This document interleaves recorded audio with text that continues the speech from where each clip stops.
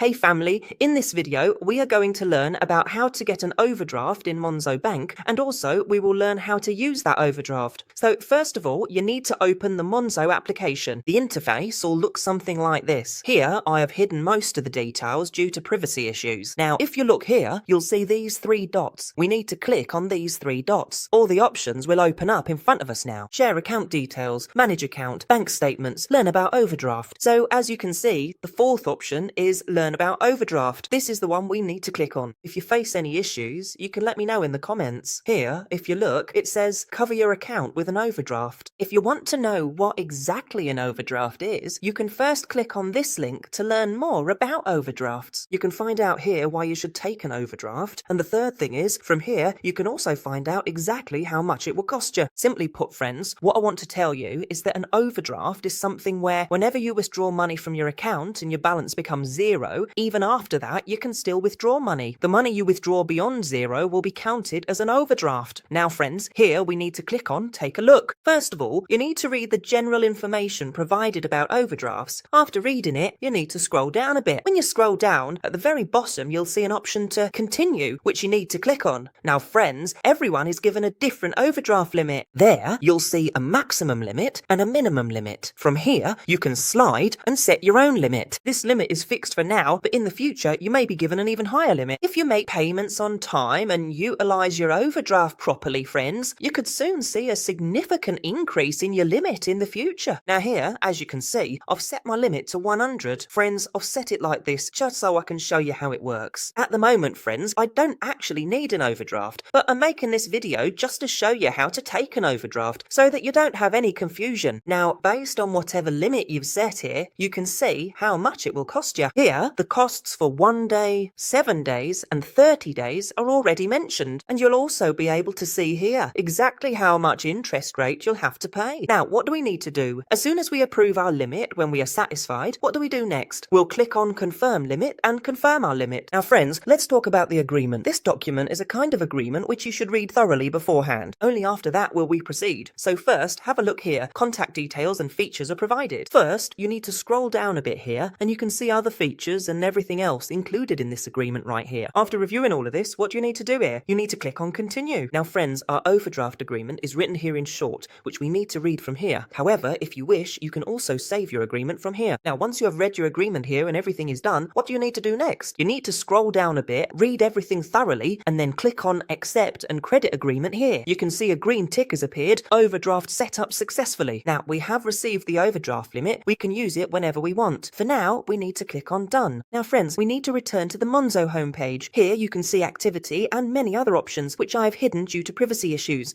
Now let's talk about how we can use this overdraft. Here, if you look, you'll see your Monzo account balance, which I have blurred for now. When your Monzo account balance runs out. After that, whenever you spend money online from your Monzo account, it will be used from your overdraft limit, and the overdraft limit is calculated